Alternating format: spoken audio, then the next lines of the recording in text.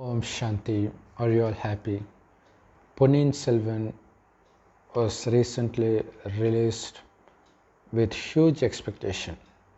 But did it actually fulfill that expectation is a big question mark. Maybe it's a big hit business wise.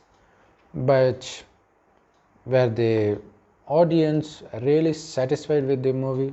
Of course, they were satisfied with the A.R. Rahman music.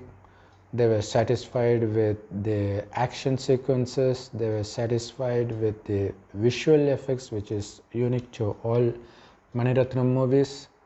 They have just one complaint, which is they simply don't understand the story. They don't understand not only the story, but also they can't understand how a person is related to the other. The movie looks really boring and very slow, mainly because the director fails to visualize the most important parts of the movie. Because the actual novel Ponniyin Selvan, which this movie is originally based on, was written in such a way that all the incidents were narrated from the viewpoint of a spy who was taking message from Aditya Karikalan. He was given a task of knowing what's happening in a particular place where they were actually plotting against the Chola dynasty, and then share that message with his father and his sister. So that was how the novel was originally written.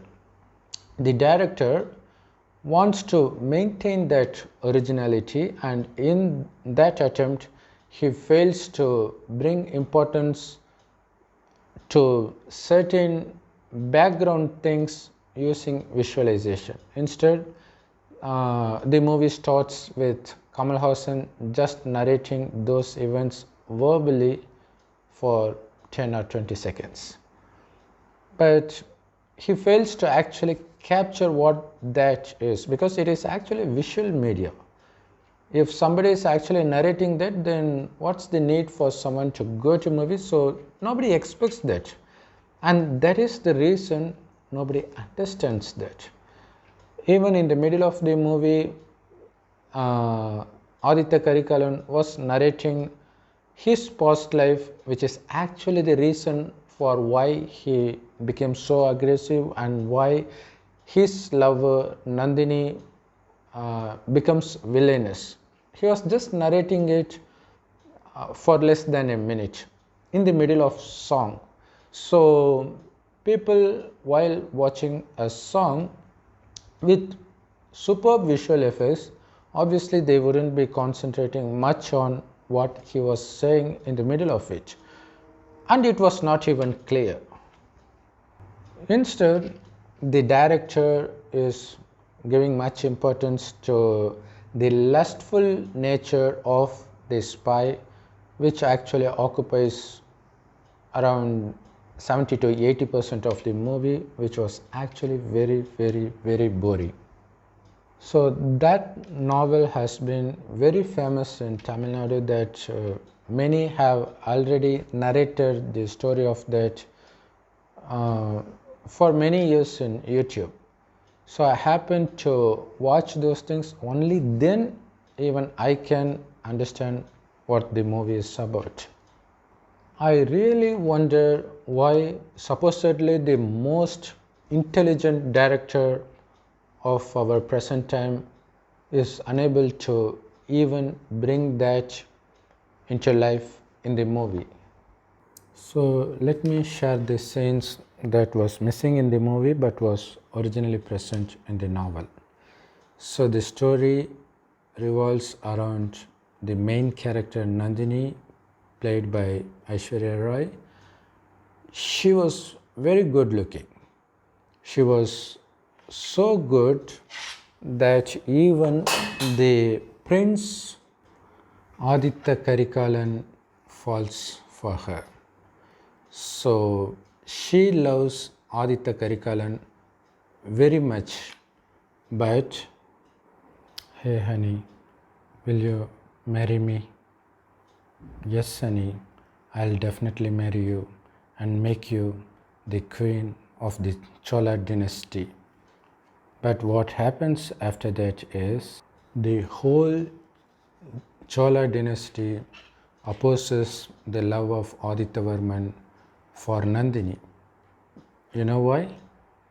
Because she is an orphan and his sister Kundavi, who is actually jealous of Nandini's beauty, hates her so much that she wants to separate her from his brother. So she starts plotting against Nandini and saying to his brother, "Brother, we are from a royal family, but Nandini is an orphan. You should not speak with her." But our hero Karikalan pays no heed to such things. Actually, this makes him very proud of Nandini because she is so beautiful that even the princes become jealous of her beauty. So Kundavi got really furious that she went with her family members to meet Nandini and warn her, saying, "You are just an orphan. How dare you want to be the queen of the Chola dynasty? I want you out of this town right away." So this actually makes Nandini not only sad but also very angry, but she can't do anything about it, so she just left the Chola dynasty and disappeared. So sooner Aditya Karikalan heard of this and he becomes so furious that he became addicted to alcohol and going to war. And once he was having a fight with Veerapandya. The king Veerapandya left the battle and went into hiding. He was searching for Veerapandya everywhere. Then one fine day, in the middle of a jungle, he found a hut. While he opened the door of the hut, he was shocked to find not only Veerapandya but also his lover Nandini, now as the wife of Veerapandya, taking care of him. So on seeing this, our Aditya Karikalan gets so angry, he rushed to kill him, and Nandini came in front of him and pleaded with him to spare his life.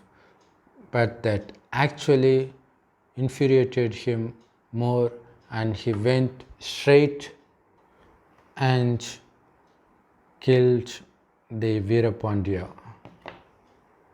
Then Aditya Karikalan didn't want to see Nandini anymore, so he left the place. Now Nandini became very angry from sadness because this Aditya Karikalan did not marry her as he promised. So she lost her chance of becoming the princess of Chola dynasty. Then he married Veerapandiyan, and this Aditya Karikalan killed him as well, and now she cannot be the queen again. So now she decided, I'm ready to marry anybody, no matter how old he is. Actually, this Veerapandya itself was old enough to be her father, but as a twist, it was actually her own father. But even in the novel, it was not clearly mentioned that whether Nandini knows that she was getting married to her father or not. And after the death of Veerapandya, she now gets married to someone who is in a way grandfather of Aditya Varma. So now she is a queen in the Chola dynasty, but she was not satisfied by that. She wants to ruin the Chola dynasty. So she wants to make Madurandagan, who also has a right to become the king of the Chola dynasty, instead of Aditya Karikalan and his younger brother Rajaraja Cholan. So she used her husband as an instrument to plot against Aditya Karikalan and his brother. So she, with the help of her old-aged husband, spread a rumor among people that there is a fight between Aditya Karikalan and his brother for the throne. Also, she sends the soldiers of Pandya dynasty to kill the Rajaraja Cholan. So in the climax, there was a fight between Rajaraja Cholan and Pandya soldiers in a ship in the middle of the ocean, and finally the ship drowned due to hurricane and everybody gets killed, and the movie ends right there. And as a preview for the second part of this movie, they reveal the face of an old lady who was actually protecting Rajaraja Cholan under several dangerous circumstances, and that old lady happened to be someone who has a face similar to Nandini. So according to the story, that was actually the mother of Nandini. Now, after knowing these details, if you watch this movie again, maybe you will enjoy it. So this movie was repeatedly promoted as the pride of Tamil culture or Indian culture. So even if the movie has no flaws, even then it cannot be considered as the pride of Indians or Tamils, because the spy occupied the majority of the movie, and he was basically flirting with everybody he meets. So is that a pride of Tamil Nadu or India? And Aditya Karikalan, just to forget his lover Nandini, he is becoming addicted to alcohol and war. Can that be considered as a pride of Tamil or Indian? So the novel is about the rivalry between Pandyas and Cholas. So they kill each other. How can that be considered a pride of India or Tamil Nadu? The only person who is shown in good light in this entire movie is Rajaraja Cholan, brother of Aditya Karikala. Because though he looks very handsome, though girls want to marry him, he doesn't even turn to see them. Not only that, even he gets the opportunity to become a king, but he rejects it because he says it is not his father's order to accept the throne. So that is the real pride of our culture. In Ramayana, when Ram was forced to go into the forest after leaving the kingdom behind, he did not refuse to this unjustified order by his stepmother. Instead, he said with a smiling face, that he is more happy to have his brother on the throne rather than him, and he left peacefully along with his wife and another brother to the forest. That is the real pride of India, because it shows the kind of rulers India possessed, who had absolutely no interest for the throne. If India was filled with kings who were cunning to each other, that's not something to feel proud of. It is to be ashamed of. Now the question arises, kings are always supposed to conquer others' lands, right? So what is wrong about it? Can we imagine some king to be always peaceful? Is it actually possible? Well, as per the history we've been reading from childhood, obviously it is unimaginable to even think of kings who remain peaceful till the death. But we've been reading history only for the past 2000 or 2500 years max. We didn't know how India was before 2500 years. It was not mentioned in any history books or even not mentioned in any religious scriptures. So only God knows how India was before 2500 years. So God himself comes in the end, as mentioned in many religious scriptures. God comes. Since they do not know who God is, they think Jesus Christ will come for the second time during the end of the world. And even Hinduism, we have the faith that Kalki Bhagavan will come in the end. But in reality, it is only God Shiva who comes in the end. So that God Shiva comes from his supreme abode, which is also called the land of souls or Parandam or Parlok. So he comes 100 years before the destruction of this old world, which is now.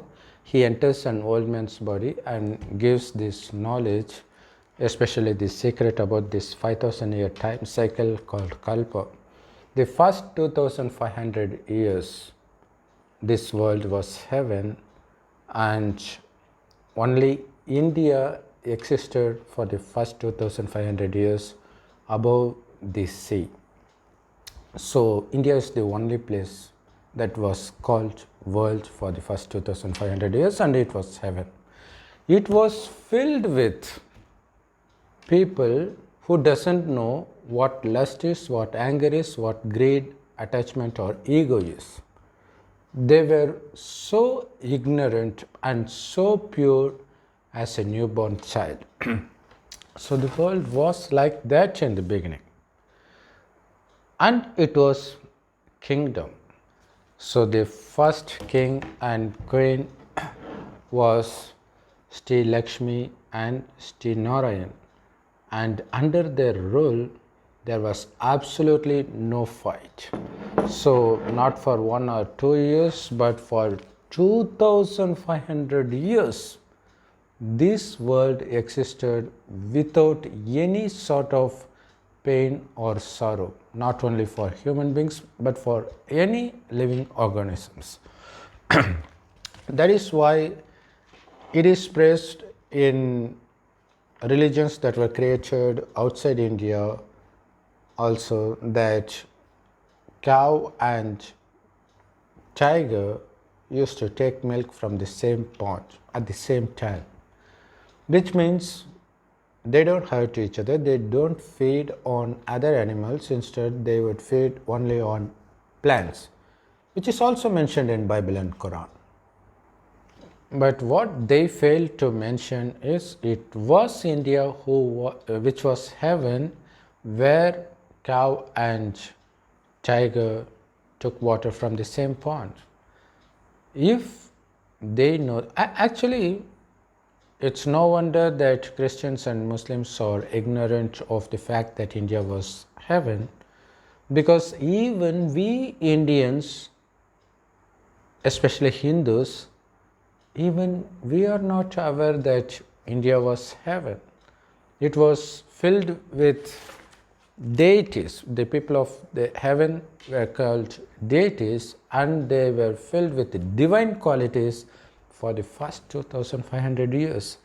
If we know it, we wouldn't be wasting time in praising the kings of hell who fought with each other, and the novels representing those kings, and the movies representing those kings as the proud of India.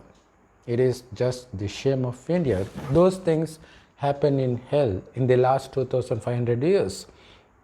So in this 5000 year time cycle called Kalpa, the first 2500 years would be heaven, followed by the next 2500 years, which is hell, the land of sorrow and pain, where we live now. But the good news is this world is going to become heaven again. It will happen naturally. But we need to make effort to make ourselves eligible to enter heaven. And that is why God Shiva enters an old man's body and he names him Brahma, and he starts giving the knowledge that is necessary to make ourselves pure as God himself. And the essence of that knowledge is we should consider ourselves to be the soul which shines like a tiny star in between the eyebrows, which is why Hindus apply tilak here. And while we were the residents of heaven in the beginning, we used to be soul conscious. We used to consider ourselves to be the soul that is different from this body. We are not this body. This body is given to us as an instrument to make our wishes come true. So this is just an instrument. This is not us. We were conscious of that for the first 2500 years, which is why we did not have even a trace of lust, anger, greed, attachment and ego, which are the root causes of all kinds of suffering and pain. So that is the reason heaven was free from sorrow and pain, and moreover the heaven was filled with blissfulness, peacefulness and prosperity. Because the residents of heaven, the deities, were soul conscious, they were experiencing eternal blissfulness, because the true nature of the soul itself is blissfulness. If they have their concentration focused towards the soul, they can experience it constantly. So they were experiencing happiness constantly for the first 2500 years from within. They did not depend on anything external to them for them to remain happy, which is the main reason they don't commit any sin. They were fully content within themselves for the first 2500 years. So that is when we were not hurting each other, we were not hurting any living organisms on this planet Earth. So that was heaven for not only us, for everything that existed on Earth. Not only that, we were ever healthy, ever wealthy, and ever happy. So we didn't even experience a slight headache for the first 2500 years. So the heaven used to be what it was mainly because we were very pure. So that the heaven itself was the gift for the purity of our mind. How were they able to remain pure in the beginning? So this is a cycle. In every cycle, in the last 100 years, God comes and gives this knowledge and makes us imbibe the divine qualities, so that by the time we take birth in heaven, we remain 100% pure. So that is how God makes hell and the residents of the hell into the residents of heaven. So if we know the original history before 2500 years, we wouldn't be wasting our time in praising the very people who have made this world into hell. But unfortunately, the history of the first 2500 years, when India was heaven, was not available in any history books or in any religious scriptures. If it were available, then there would be no need for God to come in the end. So God comes in the end during every kalpa to make this world into heaven. And now God has come, and the knowledge He delivers through an old man's mouth is called Murli, which is available absolutely free of cost in all Brahmakumaris Rajog meditation centers. It is by reading Murli daily and keeping your mind busy with thinking about the knowledge points of Murli, and by remembering God as a point of light, that one becomes pure, one becomes free from all the vicious thoughts such as lust, anger, greed, attachment and ego. So this knowledge is as simple as that, but the result of this knowledge is tremendous, unimaginable. And we sincerely hope someday excellent directors like Maniratnam happen to bump on this video, understand this video, go to Brahmakumari Center, or at least they can actually grab Murli online. It is available in many YouTube videos and websites. We will be giving the links of them in the description below, so that if he can actually understand this knowledge and read Murli daily, he can understand better, so that he will end up making a good movie that will make the whole world get the true introduction about the true God. Let's see if this happens in the near future.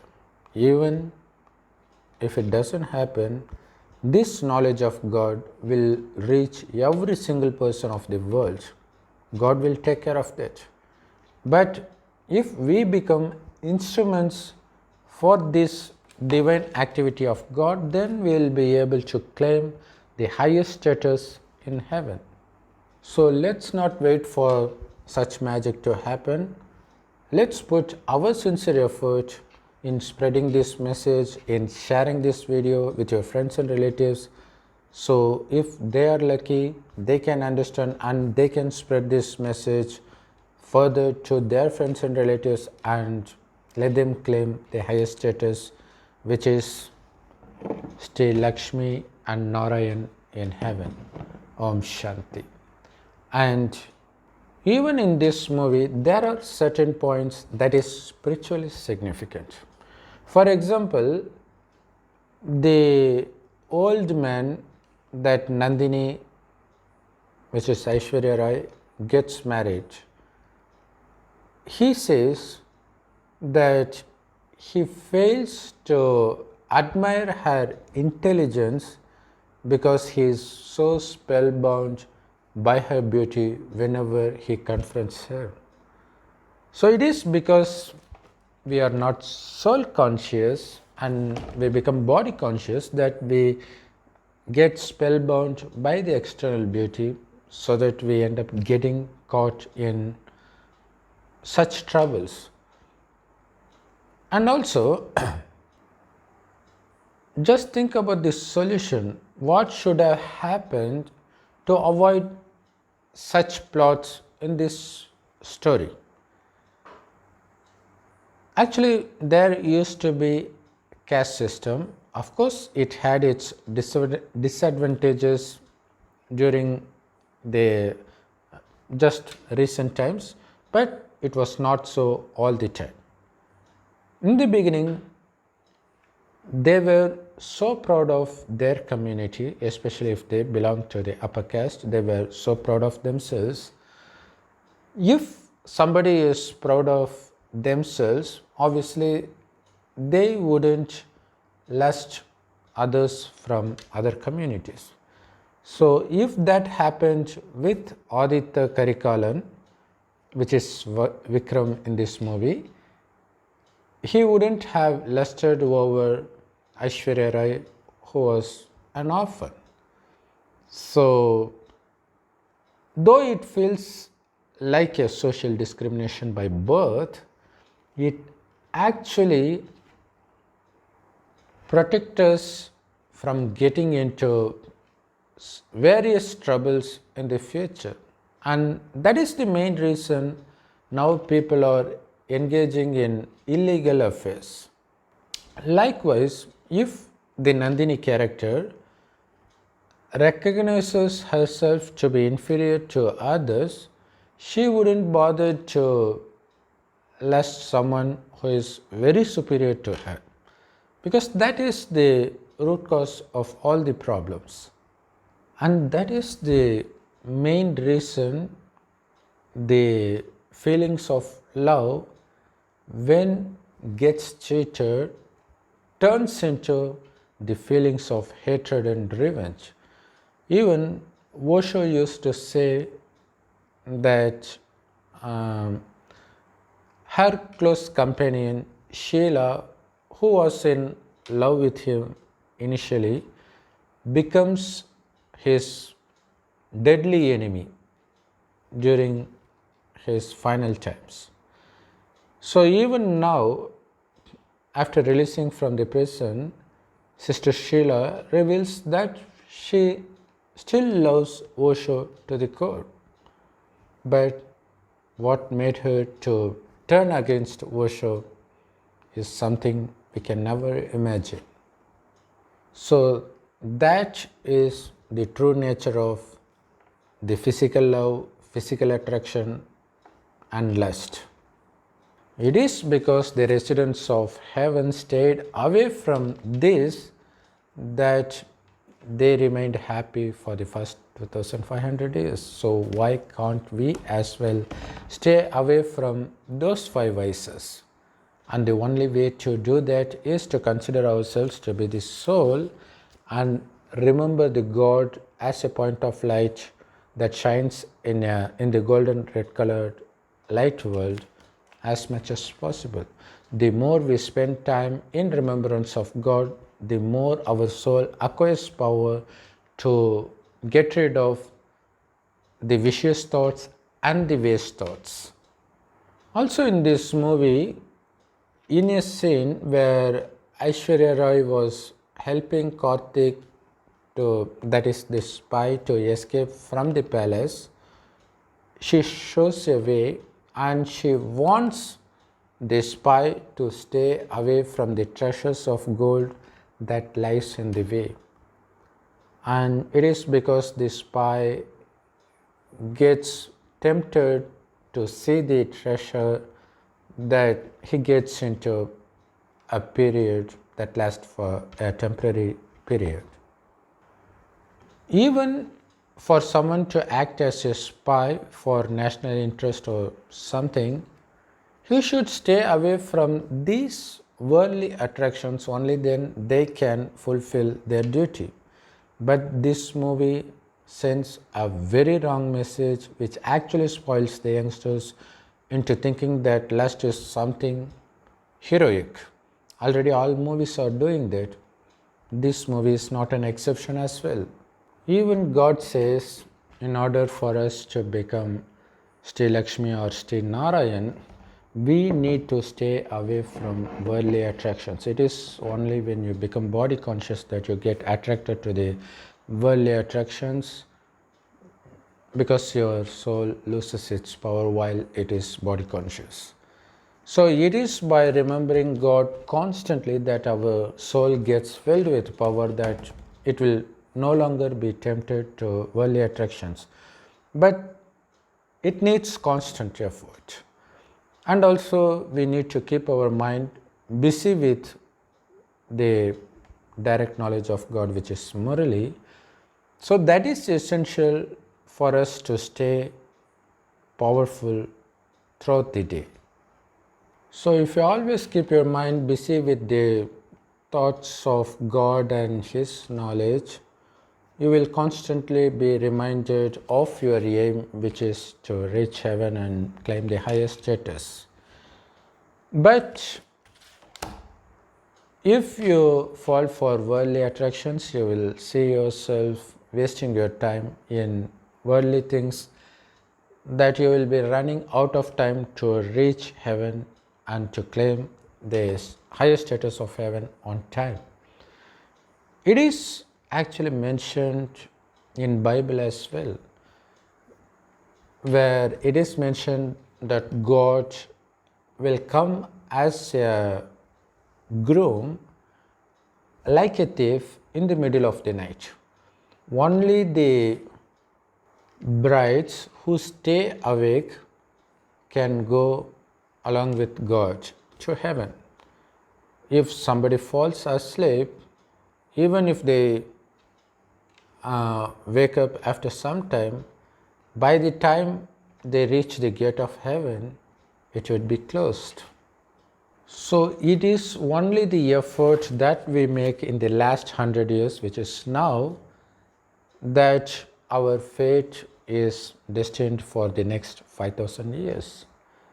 So it is our responsibility to create the future. Don't wait for some director to make a movie about it. It may or may not happen, but it is our responsibility to draft our future and the future of others by spreading this message as much as possible.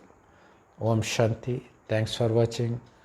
Please spread this message as much as possible, share this video as much as possible, and subscribe to this channel to get more and more worthful videos like this daily. Om Shanti. Thanks for watching.